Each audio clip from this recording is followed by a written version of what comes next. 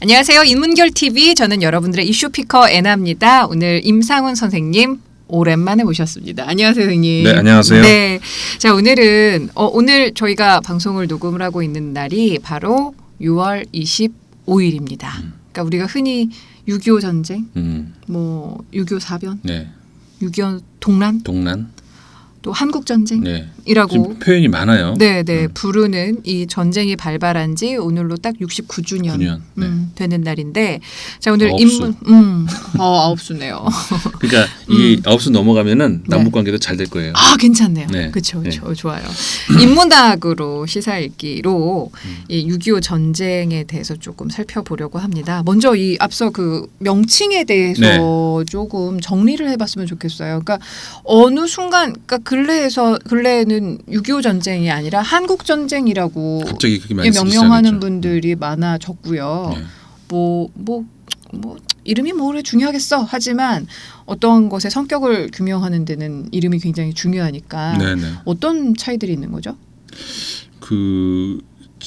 저랑 비슷한 세대에서 아마 비슷한 세대라고 네네 갈게요. 네네네 갈게요. 눈치가 이렇게 옛날 6.25 사변이란 말 참 많이 썼죠. 사변 저도 많이 들었죠. 그죠? 네. 6.25 사변 그리고 동란 뭐 이런 얘기 많이 썼고, 그러다 그 가장 그 정부에서도 그렇고 공식적으로 많이 쓰는 명칭이 6.25 전쟁이 많이 쓰이죠. 네. 그리고 말씀하신 것처럼 최근 와서는 한국 전쟁이란 말 많이 쓰고. 네. 이게 이제 장단점이 있어요. 어떻게 부르는 것이 가장 적절한가에. 네. 예를 들어서 이제 전쟁을 부를 때 날짜로 하는 게 예가 많지는 않죠. 예를 들어서 2차 세계대전을 발발한 날짜 제가 좀 잘 모르겠는데 그 어떤 날짜가 있겠죠. 네. 어떤 날짜를 잡느냐에 따라서 그 날짜 전쟁 이렇게가 하는 예가 그렇게 많지는 않아요. 그런데요. 있긴 있는 것 같아요. 유럽에 있긴 있는데 어쨌든 좀 특이하죠. 네. 그것보다는 그 한국 전쟁이 한국에서 전쟁이 났으니까 한국 전쟁 하는 것이 더 일반적으로 보이잖아요. 그래서 우리는 6.25 전쟁이라고 하고 그 영어에서는 Korean War라고 얘기를 하죠. 네. 그리고 재밌는 게 미국에서 2차전 전쟁 이런 얘기 표현도 써요. 왜 그러냐면은 그 상대적으로 다른 전쟁들에 비해서 잘 안 알려져 있어요. 그 한국 전쟁이. 그러니까 베트남 전쟁 같은 경우는 굉장히 많이 알려져. 미국 사람 중에 베트남 전쟁 모르는 사람은 없을 거예요. 그게 더 최근 일이라서 그리고 더 많은 길게 가서 아닌가? 그렇죠. 그럴 수도 있고. 그리고 6년 7년 같은 거잖아요. 미국이 또 굴욕을 당했던 그쵸. 전쟁이라서 그럴 수도 있고. 네. 그런데 사실 그 6.25 전쟁이 저 국제 어떤 그 국제 정치 차원에서도 굉장히 중요한 어떤 그 포인트가 되기도 하거든요. 네네. 그럼에도 불구하고 잊혀진 전쟁이라고. 그래서 잊혀진 전쟁이다. 뭐 이런 별칭도 있는데 네. 어쨌든 미국에서는 정식 명칭은 Korean War고 그래서 우리도 한국 전쟁 이렇게 이제 국제사회에서 쓰는 대로 같이 이제 쓰는 그런 뭐 입장도 있죠. 예. 그리고 이제 그래서 국제사회와 같이 사용한다는 그런 그리고 한국에서 전쟁이 났으니까 한국 전쟁. 이제 그런 장점도 있지만 그 한국 전쟁이라고 표현했을 때 약간 좀 애매할 수 있는 것은 이게 그 코리아라는 명칭은 남북을 다 지칭할 수 있잖아요. 그렇죠. 그런데 한국이라는 것은 북한 쪽은 지칭을 할 수가 없죠.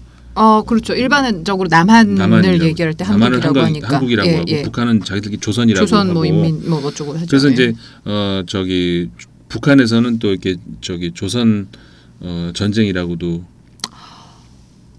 북한에서는 조선 전쟁이라고 해요? 그리고 중국에서는 그 항미 전쟁이라고 부르고. 미국에 대항한 전쟁이다. 네. 항미 원조 전쟁이라고 이제 부르기도 하고. 이제 그러니까 또 조선이라는 말이 또 쓰일 수도 있고. 그러니까 한국 전쟁이라고 하면은 그 우리식 그리고 이제 그렇잖아요. 그러니까 우리가 일부러 그 한국 정부를 한국이라고 부르고, 그러니까 우리는 한국, 저쪽은 북한 이렇게 많이 부르죠. 네. 남한 북한 이렇게 안 하고, 네네. 한국 북한 이렇게 부르기도 하잖아요. 그러니까는 그 논리로 들어가면은 그 우리만 전쟁했나? 뭐 이렇게 돼볼 수가 있는 것이죠. 내전. 그러니까 남북한 전쟁 이러면 또 모를까. 네. 그 한국 전쟁 그러면은 그럼 북한은 빼는 거야, 마는 거야, 뭐 이상한 네, 물론 이제 우리 이 한국 사람들은 당연히 다 그런 이해하지만, 그렇죠. 네. 하지만 그 명칭이라는 것이 또 어떻게 하다 보면은 그런 애매한 그 논리적 함정에 빠질 수가 있잖아요. 네, 네. 그리고 6.25 전쟁이라고 했을 때는 6월 25일 발생했다는 것이 분명하게 무슨 얘기냐면은 그 과거에도 작은 좀 치고받고 이런 거는 이제 휴전선 쪽에서 있었거든요. 네. 근데 그러니까 그거까지 다 합치면은 그럼 전쟁이 앞서서부터 가야 되느냐? 근데 6.25 전쟁이라고 하면 6월 25일 날 발발했다는 것이 분명하게 이제 거기 네. 그 전쟁 명칭에서 들어가고 있는 거잖아요. 예. 그게 이제 북침이냐 남침이냐의 문제에서도 명확하게 근거를 주는 그런 역할도 하죠. 왜 한때는 또 이렇게 북침이다. 네. 그러니까 남한 쪽에서 남한이 먼저 치고 올라갔다. 예. 이런 주장도 많이 있었잖아요. 네. 근데 그거는 이제 근거가 없는 것으로 훗날 이제 문서들이 하나씩 나오면서 밝혀졌기 때문에 그러니까는 그 입장에서 6월 25일 일요일 날 새벽 4시에 북한이 먼저 시작을 도발을 침공을 시작했다는 그거를 명칭에서 이제 분명히 밝혀주는 그런 역할도 있죠. 네. 특히 이제 이 경기도 위쪽에 황해도 쪽에서 보면은 그 38선 옛날 38선 이렇게 직선으로 이렇게 그었다 보면은 네. 지금 휴전선하고 다른 네, 형태잖아요. 그리고 그 황해도 쪽에 이제 우리나라 땅이 그때는 좀 있었어요. 이렇게 남한 땅이. 네. 남한 땅이. 그리고 근데 이제 위쪽으로는 그런 북한이겠죠. 네. 그리고 그러다 보니까 그 남한 땅인데 우리나라로 오려면은 예. 바다로밖에는 못 오죠. 네. 왜냐하면 위로는 다 북한이니까. 네, 네. 그런 땅이 이제 있었는데, 예. 그러니까는 굉장히 우리 입장에서 취약한 지역이잖아요. 거기선 육지에서 이렇게 바로 올 수가 있는데 우리는 바다밖에 안 되니까. 네. 근데 북한이 이제 그쪽으로 이제 첫 뭐라 그럴까요? 공격을 시작을 한 그때 그 책임자 역할을 했던 그 장군이 그 지역에 그 지역에 그 최현이라고 하는 사람이에요. 이 사람이 이제 과거에 독립운동도 하고 그랬던 사람인데 그 대대로 그 아버지도 독립운동을 했었고 네. 이 사람이 그때의 그 책임자였었어요. 그러니까는 이후로도 이제 그 유공자죠. 북한 입장에서는 네. 그랬던 사람인데 그 최현의 아들이 누구냐면 바로 최룡해. 그 실사라고 하는. 네. 그렇기 때문에 그 김정일 입장에서도 그랬고 김정은 입장에서도 그렇고 최룡해는 함부로 칠 수가 없는 그렇네요. 금수저죠. 그래서 아직까지도 이제 건재하고 있고 이번에도 시진핑 주석 왔을 때 사진 이렇게 쫙 찍었는데 그것도 또 같이 있었잖아요. 그런 거죠. 어쨌든 그 최현 그 사람이 그 1950년 6월 25일 그 새벽 4시에 그쪽 황해도 쪽을 이제 공격을 했던 그 당시 책임자였었어요. 네, 그러니까 그 6.25라는 개념이 그 명칭이 네. 그런 역할도 하고 있는 것이죠. 그러니까 남침이냐 북침이냐 이것에 대한 규정도 명확하게 좀 하고 그렇죠. 발발한 날짜를 기해서 어떤 식으로 그 역사적으로 사실은 그건 확인을 할 수가 있는 부분이니까. 네. 그리고 또 이 얘기를 또 궁금한 게 이게 보통 전쟁이라고 하면 국가가 다른 그러니까 개별의 국가로서의 그 싸움을 전쟁이라고 흔히 얘기를 하잖아요.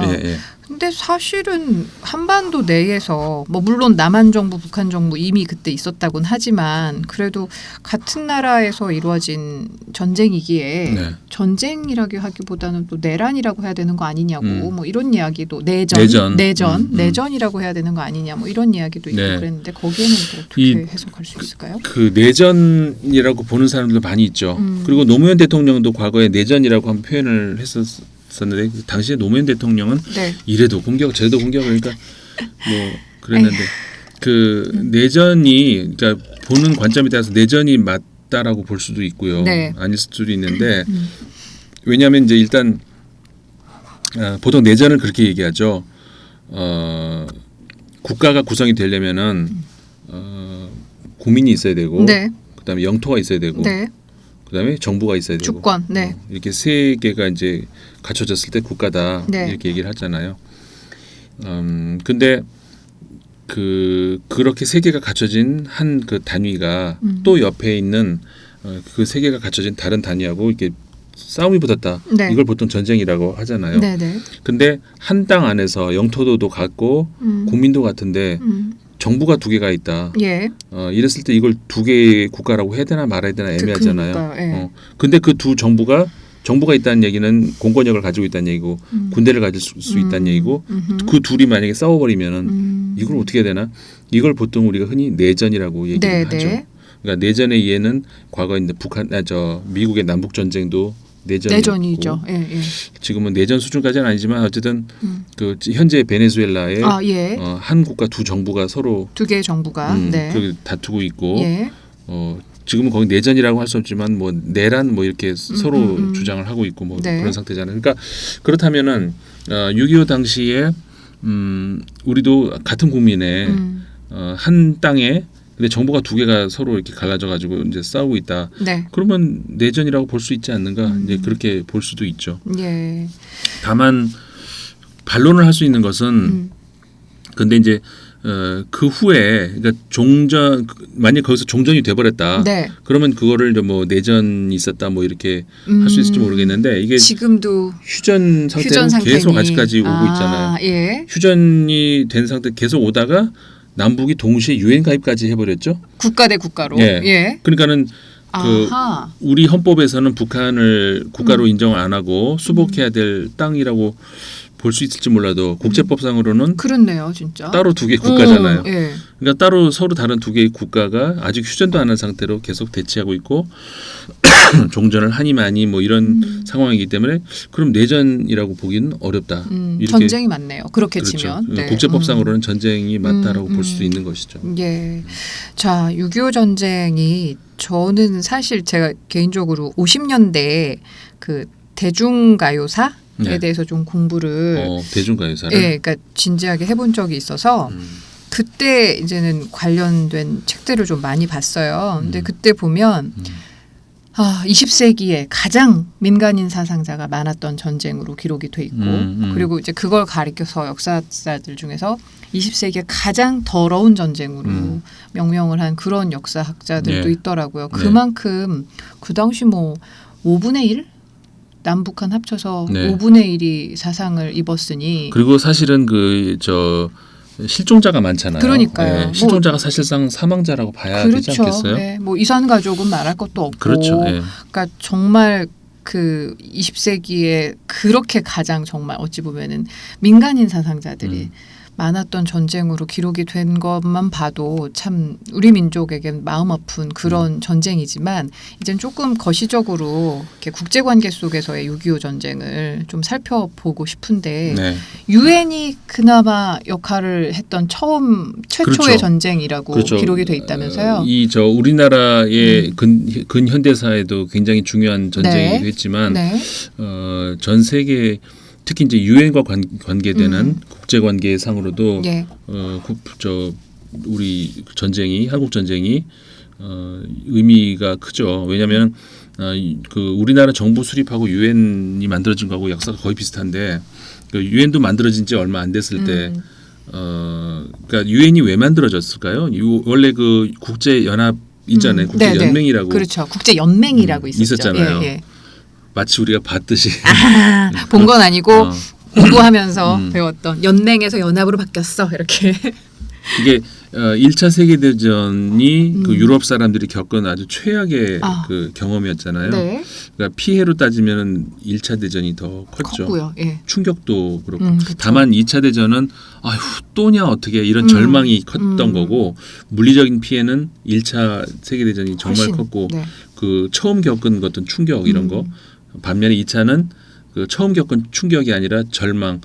다시금 어떻게 또 그럴 수가 있지?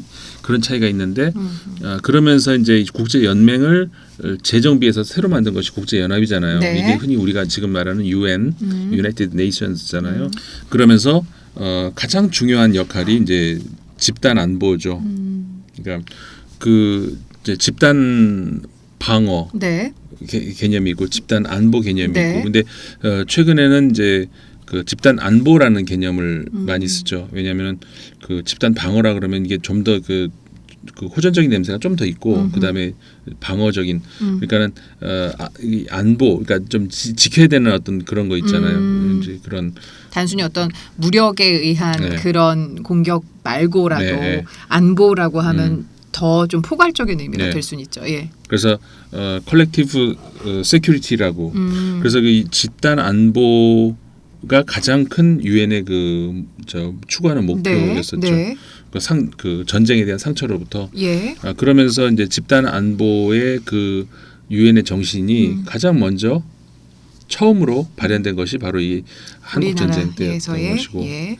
그래서 그때 유엔군 우리는 네. 16개 나라가 네. 실제 보병으로 네. 왔잖아요. 그 이외에 이제 그 물자를 지원한 나라는 더 많았고 의료 지원도 있었고 그 유엔에 가입되어 있는 16개 나라의 젊은이들이 직접 와서 목숨을 걸고 싸웠던 네. 그러니까 첫 사례이고 예. 거의 뭐 그 유일무이한 사례라고 없지 할 수가 않아요? 있는 그렇죠. 예. 그런 정도의 규모로 예.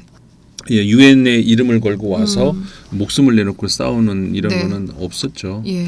그게 이제 그래서 유엔사 차원에서도 굉장히 중요한 전쟁이었고 그게 가능했던 것은 사실은 그 이유는 불가능한 이유가 유엔이 그러니까는 그렇게 아까 말씀드린 것처럼 집단 안보 개념으로 이제 만들어졌잖아요. 그러면서 성공적인 사례라고 할 수가 있지만 역설적으로 당시에 안전보장이사회가 미, 영, 프, 소, 중. 네. 근데 여기서 그러니까 미국, 영국, 프랑스, 소련, 중국. 여기서 이제 중국이 어떤 중국이냐면은 지금의 현재의 중국이 아니고 과거에 그러니까 중공이 아니라 자유중국 우리가 자유중국이라고 불렀던 네. 타이완, 대만, 타이완. 네. 그러니까는 중화민국. 예. 중화민국이 이 국제연합의 그러니까 유엔의 그 안보리 상임이사국 5개국에 들어가 있었다는 것이죠. 그러니까는 과거 이야기죠. 그러니까 중국이 대륙을 점령한 지 얼마 불과 안 됐을 때 여전히 전 세계적으로는 이거 이영준 교수님하고 그때 한번 다루셨을 아니요, 안 했어요. 안 했던가요? 예. 그러니까는 그 중국이 그 공산화되고 네. 이 장제스 총통이 대만으로 네. 물러난 이후로 네. 얼마 안 된 상황이죠. 얼마 안 된 상황에서 전 세계적으로 이제 그 두 중국이 중공과 자유중국이 이제 엄청나게 외교전을 하겠죠. 네. 중공 입장에서는 쟤네 끊고 우리랑 와, 우리한테 그렇죠. 와. 예. 저 자유중국 입장에서는 이걸 지켜야 되는 입장이고 그런 와중에 아직까지 그 유엔 상임이사국의 5개 나라 중에서 네. 자유중국이 있었던 거죠. 그러니까는 그 대만, 우리가 말하는 타이완. 네. 타이완. 네. 그리고 옛날엔 자유중국이라고 그러는데 예. 지금은 또 자유중국이라고 하면 중국이 또 발끈하니까. 그러니까 자유중국은 저한테 좀 낯설어요. 그래요? 예. 대만이 예. 저는 어렸을 때 예. 자유중국이었어요 이름이. 예. 거기는 중공, 네. 여기는 자유중국. 대만. 이렇게 했었는데 그리고 리퍼블릭 오브 차이나, 중화민국. 네네. 이게 이제 인민공화국이 이제 중공이고 네. 중화민국 하는 것이 이제 타이완이었던 거죠. 근데 그때는 아직까지 유엔의 상임이사국이 거기였단 말이에요. 예. 그러니까는 소련 입장에서는 당연히 그 중공이 들어와야 된다 네. 생각을 하겠죠. 네. 그러면서 중공이 그 들어올 때까지 나는 보이콧할래 뭐 이러면서 이제 좀 뻗팅기고 있는 중이었어요. 네. 그래서 그 유엔이 안보리를 소집했는데 소련이 안 와버린 거예요. 그래서 그 한국전에 참전하기로 유엔이 결정이 된 거란 말이죠. 네. 그러니까는 소련 입장에서는 괜히 안 갔다가 이제 그렇게 된 꼴이 된 건데. 네. 그러니까는 이제 이게 유엔 입장에서는 거의 전무한 최초이면서 그 후로도 없었던 이유 네. 그렇게 될 수밖에 없는 이유가 미국하고 소련이 그냥 서로 그렇죠. 네, 완전히 저쪽에서 냉전 하자 체제가 그러면 돼버렸으니까. 이쪽에서 안 한다 예. 그러고 이쪽에서 하자면 저쪽이 안 한다고 네, 그런 네. 근데 그때 소련이 마침 보이콧을 해버려 가지고 바로 그 이후로 그러다 보니까는 소련이 없는 상태에서 만장일치로 오케이 땅땅땅 하면서 그 유엔군의 깃발을 달고 한국을 참전을 해서 그렇죠. 남한을 도울 수 있었죠. 그래서 16개 나라가 실제로 보냈죠. 유럽에서도 그 영국, 프랑스, 당시 독일은 안 왔어요. 왜냐하면 네. 독일은 그 2차 대전 못 겪고 들어가 있었으니까. 군대가 함부로 예. 하면 큰일 나는데 네. 그 베네룩스 3국 이 베네룩스가 항상 많이 갔죠. 벨기에, 네덜란드, 룩셈부르크, 영국, 프랑스, 영국이 많이 왔죠. 네. 군대는 그리고 이제 뭐 그리스, 터키, 이디오피아, 남아공 뭐 또 이 아시아의 그렇죠. 아까 베네룩스라 그랬잖아요. 예, 아마 맞아요. 예. 그리고 북유럽에서도 저기 실제 노르웨이 군대는 아니고 예, 그 의료로 예. 관련해서 제가 언젠가 그 한국과 북유럽 수교 뭐 몇 주년 해서 간 적이 있었는데 네.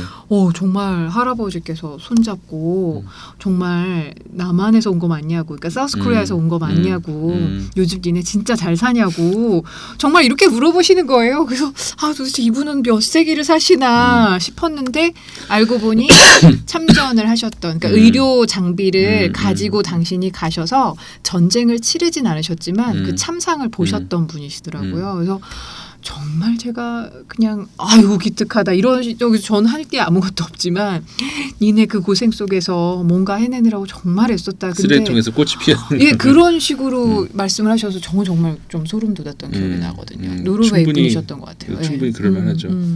아시아에서는 태국, 필리핀이 참전을 했고 그렇죠. 우리보다 훨씬 잘 살았던. 그때는 뭐 그럼요. 우리가 말레이시아는 안 왔어요. 그러니까 필리핀 군대 실제로 보병이 이제 참전한 것이 아까 말씀드린 그런 나라들 네. 아시아에서는 태국과 필리핀이 참전을 했고 진짜 한번 꼽아볼까요? 자 네. 유럽에서 영국, 프랑스, 벨기에, 네덜란드, 룩셈부르크, 그리스, 터키, 그다음 에티오피아. 네. 당시에는 에티오피아 제국이었어요. 에티오피아도 잘 살았죠. 엠파이어. 네. 그다음에 남아공. 그다음에 아시아에서는 그 태국, 그다음에 필리핀, 그다음에 미국 저쪽으로 가면 네. 미국, 캐나다, 네. 그다음에 콜롬비아 몇 개 있어요? 나머지 2개 남았어요. 나머지 2개가 네. 그러니까 호주하고 오스트레일리아, 뉴질랜드. 그렇게 하면 16개 나라죠. 네, 맞아요. 16개 나라가 네. 참전을 한 거죠. 실제로 젊은이들의 목숨을 그러니까요. 그래서 그게 그 어떻게 보면은 유엔 역사에서도 정말 의미 있는 그 전쟁이었고 네. 그 이후로는 그런 전쟁을 유엔이 그 참전을 해본 적이 없죠. 그래서 유엔군과 그러니까 명분 싸움에서도 유엔군과 북한, 중국권, 러시아는 당시 소련은 당연히 이제 엄청난 물자 지원을 했었고, 네. 그런 구도가 이제 만들어진 거였죠. 예. 그리고 유엔이 유엔 결의안 요즘엔도 유엔 결의안 뭐 많이 나오잖아요. 뭐 1,000몇백 뭐 단위 막 나오고 하는데 북한이 대상이 되는 그런 결의안도 많이 나오잖아요. 네. 그 6.25 때 나온 결의안이 북한 대북 결의안 최초예요. 이제 82호 결의안이었는데 그게 이제 그 북한을 상대로 하는 유엔의 최초 결의안도 그때였고 그래서 이제 여러 가지로 유엔 입장에서도 네. 그리고 그러니까 이 한국 전쟁이 굉장히 의미하는 바가 컸죠.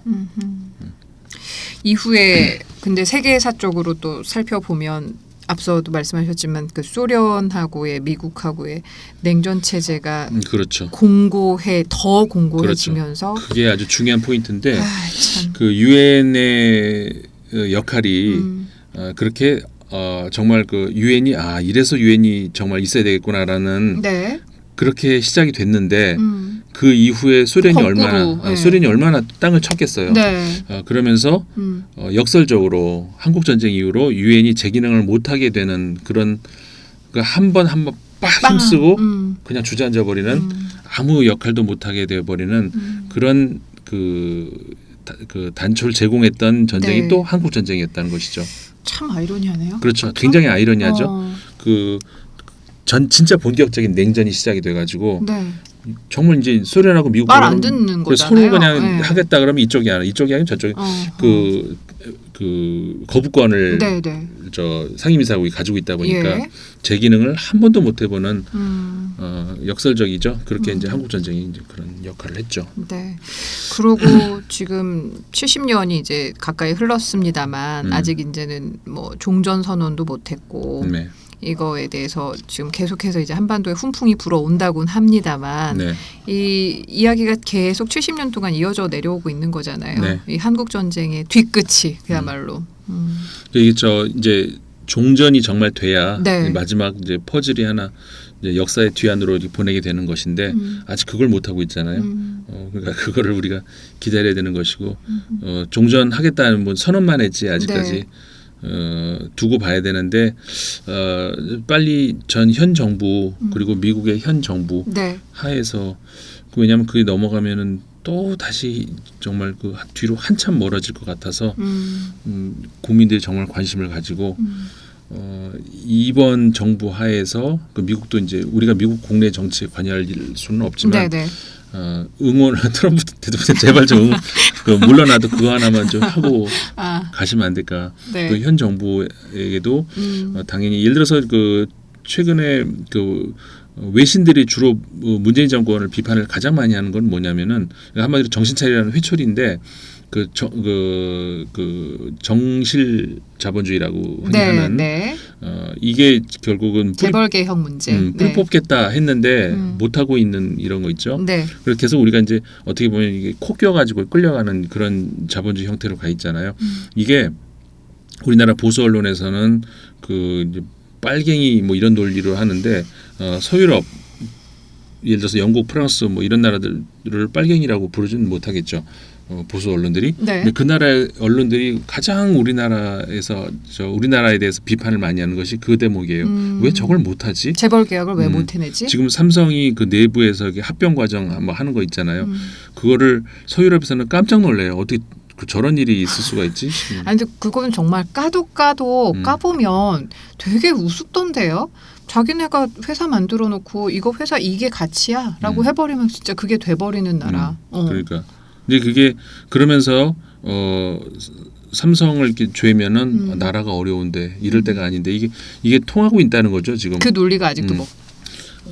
결국 그러니까는 이번 정부도 재벌 개혁이 실패하는 것 아니냐. 이게 어디 빨갱이 나라에서 주장하는 게 아니고 자본주의 첨단을 달리고 있는 서유럽 국가들에서 주장을 하고 있다는 거예요. 그래서 이제 그런 그 가장 외신들이 많이 우리나라의 비판적인 기사를 내는 것이 바로 그 부분이고 정실 자본주의 왜 이걸 못 잡나 이런 거. 그런데 그거 말고 그 남북 관계의 개선 의지라든가 실질적인 어떤 그 역량이라든가 이런 거에 대해서는 굉장히 높이 평가해요. 네. 그 부분에 한해서는 문재인 대통령이 그 세계적인 지도자감으로 이렇게 급으로 이렇게 나와 있거든요, 계속. 사실 이 정실 자본주의가 그렇게 굳건하게 자리를 잡을 수 있었던 건 이 전후에 우리나라 이제 경제를 좀 빠른 시간에 막 재건하기 위해서 몇몇 사람에게 굉장히 이렇게 뭔가 혜택을 주면서 그렇죠. 처음 시작했던 그렇죠. 그 부분에서 지금 비롯된 거기 때문에 근데 아까 70년이라는 그 숫자를 자꾸 말씀을 드리게 되는 게 70년쯤 그렇게 했다면 이제는 정말 제대로 된 정도를 가야 되는 시기가 온 거 아닌가. 그렇죠. 이 생각을 좀 했으면 좋겠다는 생각이 들었고. 맞아요. 근데 이 6.25 전쟁이 또 프랑스 지식인들을 갈라놓는 또 역할도 했었다면서요. 그건 무슨 말이에요, 선생님? 그러니까 여러 가지로 지금 그 6.25 전쟁의 어떤 세계사적인 의미를 짚어보고 있는데 그 프랑스 지식인 세계를 갈라놓는 그런 아니 어떻게 가른 거예요? 잘 갈랐어요. 어떻게 잘 갈랐어요? 그러니까 프랑스 당시에 이제 지식인들이 누구가 있었냐 이게 정말 그 네노라는 그 사르트르 불어식으로 발음해 볼까요? 어떻게 해요? ዣ폴 사르트르. 안 따라할게요. 그냥. 레이몽 아롱. 레이몽 아롱이라고 이렇게 프랑스에서 레이몽 아롱 이렇게 못 알아듣겠어요. 그러니까. 그리고 이제 그 모리스 메를로퐁티 철학자 메를로퐁티 그렇죠. 그다음에 알베르 까뮤 예. 이런 사람들이 당대에 활동을 했던 역사에 남을 그 사람들이 당대에 같이 활동한 친구들이고 다 그러던 시대였단 말이에요. 우리는 전쟁통이었는데. 그렇죠. 부럽다. 그러니까 참 그때는 프랑스 입장에서는 우리 최근에 짧게 요거 하나만 알려드릴까? 프랑스의 피가로 신문에서 제발 좀 한국 좀 닮아라. 왜요? 그러니까 한국이 너무 잘 나간다는 거예요. 정치적으로? 아니 다 경제적으로 모든 것에서 그리고 경제적으로도 그러니까 우리는 실업률 높다 맨날 그러잖아요. 근데 프랑스 입장에서는 우리 실업률이 부러운 거예요. 그러니까 우리가 세계 이렇게 시야를 좀 넓히면은 우리가 그렇게 지옥에 사는 거 아니다라는 헬조선 아니다. 아니다 이렇게 프랑스가 부러워한다니까요. 그러면서 실업률도 우리보다 낮고 그다음에 그 교육 수준도 우리보다 높고 BTS 같은 팀도 있고 봉준호 나오고 뭐 등등 뭐 이렇게 그래서 그 정말로 예를 들어서 아까 우리 뭐 한국 대단해 뭐 그게 아니고 네. 한국 너무 부러워. 정말로 그런 기사가 있었어요. 네. 제발 한국 좀 닮아야 되는 거 막 그 호소하는 그런 기사가 최근에 피가로 신문에 있었는데 네, 네. 어쨌든 그 당시만 하더라도 프랑스는 우리 뭐 급이 안 되는 나라에서 쳐다도 어딘지 뭐 쳐다도 안 볼 나라인데 지금은 제발 한국 좀 닮아라라고 하는 와, 그 프랑스 콧대 높은 사람들이 그렇게까지 네. 얘기를 했단 말이에요? 와. 그 기사에 따르면은 최근에 마크롱 대통령도 네네. 한국이라고 언급은 안 했지만 OECD 국가 중에서 뭐 이렇게 얘기를 몇몇 하면서 그게 이제 한국이다라고 그 기자는 얘기를 해요. 그러니까 일반 기자라기보다는 좀 언론인이라고 불러야 네. 될까요? 뭐 언론인이나 기자 똑같은 얘기지만 좀 급이 있는 네. 그런 기자가 쓴 거예요. 네. 그러면서 그 언급을 안 했지만 그게 이제 한국 모델을 얘기한 것이다라고 얘기할 정도로 어쨌든 이제 그 프랑스가 지금 얘기하신 것처럼 그 콧대 높은 프랑스가 그러니까요. 할 정도로 근데 그 콧대가 높다는 것이 당시에는 아유 진짜 우리나라 하늘을 찔렀겠네요. 그렇죠. 아까 그런 사르트르, 사상가들 까미, 예. 거기다가 이제 드골 대통령 네. 그 미국도 우습게 보는 그렇죠. 이런 미국이 도와줬음에도 불구하고 미국을 이렇게 우습게 할 수 있는 그런 나라였단 말이에요. 어찌 보면 그 당시가 2차 세계대전에서 굉장히 짓밟혔던 네. 그런 국가였음에도 불구하고 네네. 프랑스가 굉장히 융성할 수 있었던 건 지금 말씀하셨던 그런 드골과 같은 아주 강력한 정치인이 탁월한 있었고, 정치인이 있었고 예, 그리고 정말 문화계 사상계를 지배하는 대단한 그 사람들 철학자들이 있었고. 탄탄하게 사회 전반을 받치고 있었고, 그렇죠. 예. 근데 이제 그때 그 지식인들이 갈라진 게 한국 전쟁으로 갈라진 거예요. 왜요, 그러니까? 그러니까 그 당시에 프랑스의 지식인들은 지식인이라 하면 상대적으로 좀 비판적이어야 되겠죠. 네네. 그게 정상이죠. 그러니까는 좀 진보적인 성향을 가진 사람들이 많아요. 일단 지식인 중에는. 그러니까 기득권층에 대해서 계속해서 비판적인 그렇죠. 시선을 보내고 쓴소리하는 그렇죠. 사람들. 네. 그다음에 자유와 평등을 얘기를 하고, 네. 그다음에 그 약한 사람들을 생각을 하는 이게 지식인들이 어떻게 보면 책무잖아요. 그러다 보니까 자연히 저 진보적 사고를 가진 사람이 많을 수밖에 없죠. 네. 그렇기 때문에 그때는 공산주의 혁명, 공산주의가 이제 확장이 돼 나가고, 그러니까 지금의 사고로 보시면 안 되고 그 당시 사고로 네. 우리가 저 빙의 돼봐야 돼요. 네. 1950년대로. 네. 그러면은 1950년이라는 게 뭐예요? 독일의 그 파쇼 나치를 패망시키고, 네. 근데 그 패망시킨 것이 어느 힘이었냐면은 당시에 가장 큰 힘 중에 하나가 소련의 힘이었죠. 그렇네요. 그래서 그렇네요. 네. 예. 그래서 소련이라고 하는 나라가 볼셰비키 혁명으로 새로운 어떤 국가가 민중들의 나라로 그렇게 예. 되면서 그 독일 나치를 무너뜨리고 네. 그러면서 전 세계 조금씩 이 공산주의 이 혁명의 기운을 퍼뜨리고 있는 그런 때란 말이에요. 그렇죠. 그러니까 지금의 관점을 말고 그때 관점으로 그때 들어가 보시라는 관점에서 거예요. 보면. 그러면 이 프랑스의 지식인들도 당연히 그 한국 전쟁이 났다. 이것은 역시 그 혁명 정신이 한반도로 들어가는 것이다라고 해석을 했던 거예요. 그 소련의 혁명 정신이 그렇죠. 한반도로 가는 거다. 한반도도 이제 곧 해방이 된다. 이렇게 생각을 하겠죠. 그러니까 인민 해방이 된다. 근데 가만히 보니까 좀 이상하거든요. 저거 뭐지? 그러면서 그 사람들이 약간 이제 라고 회의를 갖기 시작해요. 네네. 근데 거기서 예를 들어서 아까 말씀드린 레이몽 아롱 같은 사람들이 회의를 갖기 시작하죠. 여기 현실 사회에 있는 저 사회주의, 공산주의라는 것이 도대체 뭐야 저게? 가만히 한국 전쟁을 보니까 아닌 것 같거든요. 민간인들 막 많이 죽어나가고. 그리고 일단 침범을 먼저 거기서 하고. 했고. 근데 이제 사르트르 같은 경우에는 반대했었어요. 사르트르는 아니야, 북침이야. 이렇게 생각을 했었어요. 남쪽에서 미국을 등에 업고 북한을 치고 있었어. 그렇죠. 그랬다가 나중에 보니까 그건 아닌 것 같으니까는 또 말을 어떻게 바꾸냐면은 네. 결국 뭐 그 남침은 맞는데 네. 한국하고 미국이 하도 북한을 위협을 하니까 선제 공격한 방어적 거다. 차원에서 선제 공격을 한 거다. 우리 사르트 선생님 잘못 보셨네. 그때 사르트르가 굉장히 잘못 본 게 그거죠. 네. 사르트르가 대단한 천재예요. 그러니까요. 그리고 철학적으로 우리는 뭐 오늘 그 얘기를 할 시간은 아니지만 네, 다음번에. 예. 철학적으로 사르트르가 이렇게 만들어 놓은 것들이 실존주의 이론이라든가 이런 것들 보면은 어마어마해요. 근데 이제 한국 전쟁에서 이제 그렇게 봤던 거예요. 그러면서 그 레이몽 아롱하고 사르트르하고 결별을 하죠. 이 해석의 차이로. 그렇죠. 아. 그리고 그러니까는 왜냐하면 당시로서는 이 사회주의 이념이라고 하는 것이 굉장히 중요한 네. 이 인류의 미래냐 아니냐 이런 문제로 그렇죠. 중요한.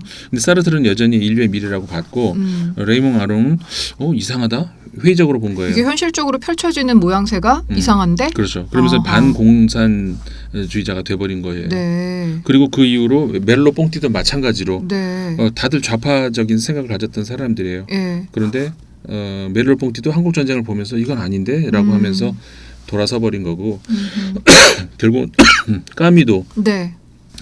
결국은 까미도 굉장한 진보 지식인이에요. 예. 이 사람은 뭐 좌빨이에요. 까미. 근데 이 한국 전쟁을 네. 보면서 이건 아니지라고 하면서 이제 사르트르만 좀 이렇게 끝까지 이렇게 네, 남았어요. 네.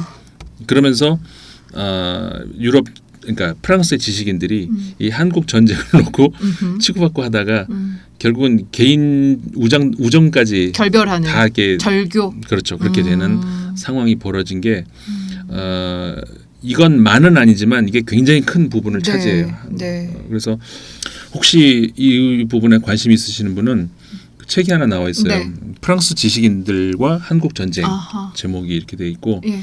여러 전문가들이 쓰신 책인데 한번 보실만해요. 네. 그런 내용 관련해서 책이니까. 그게 결국 어쨌든 그 한국 전쟁이 네. 이 현대사에서 유엔 그러니까 국제 정치사로도 그랬고 그 지식인 사회로도 네. 그렇고 네. 어떤 본의 아니게 많은 영향을 미친 그렇네요. 그런 전쟁이기도 했었다는 것이죠. 그러니까 정말 그 이후에 정말 그 한 세기를 지배했던 냉전을 네. 시작을 하게 된 네. 그런 계기가 그렇죠. 되기도 했었고. 네. 근데 그러고 보니까 진짜 역사의 한 복판에서 우리 많은 또 이 조상들이 피를 흘리시고 계셨었네요. 그렇죠. 사실은 뗄래야 뗄 수 없는 이런 그러니까 세계적인 역학관계 속에 대한민국이 있는데 살다 보면 그걸 좀 잊어버릴 때가 많이 있는 것 같아요. 그래서 사실 그 현실을 열심히 사는 거 당연히 중요하고 네. 그런데 시야를 옆으로 국제 감각이 우리가 네. 추구한 게 그거잖아요. 예. 옆으로 보면은 우리가 되게 좁았던 부분들이 많이 느껴져요. 그 다음에 좀 뒤로 앞으로 그러니까 역사 공부가 또 중요한 것이고 네. 그렇게 하다 보면은 지금 예를 들어서 프랑스 지식인이 한국 전쟁으로 그렇게 됐던 것이 좀 왜 그러지? 그 생각될 수 있잖아요. 아무리 지식인 천재들 뭐 이런 사람들이 하더라도 그 당시에는 또 이렇게 엉뚱한 판단을 할 수도 있는 것이고 이런 게 또 보이잖아요. 네네. 그래서 좀 더 이렇게 넓은 그리고 좀 더 위에서 네. 그런 사고를 가지는 게 중요하죠. 근데 저는 아까 교수님께서 좌빨이란 단어를 하는데 네. 저도 모르게 갑자기 딱 경직이 됐었는데 네. 지금 생각하니까 좌 그리고 뭐 빨갱이 이렇게 어떤 단어에 규정되어 있는 우리가 갖고 있는 그 우리만의 어떤 갇혀 있는 생각들이 있거든요. 네. 근데 그것도 좀 한꺼번에 탈피할 수 있는 그런 계기도 스스로 공부하면서 만들어보는 것도 좋을 것 같아요. 네, 맞아요. 좌빨이 좋아, 뭐가 좋아 이 얘기가 아니라 그 이야기가 그 단어가 어떤 맥락에서 기인했고 그리고 우리는 왜 그 단어를 들었을 때 이렇게 경기를 일으키게 됐는지에 대해서도 함께 좀 고민해 볼 수 있는 그런 계기도 마련이 됐으면 좋겠습니다. 맞습니다. 선생님 오늘 6.25 전쟁에 대해서 요기요 아니고 여기서 또 아재 개그가 아재 개그가 빨리 마칠 시간이 된 것 같습니다. 여러분 다음 시간에 다시 뵐게요. 고맙습니다. 고맙습니다.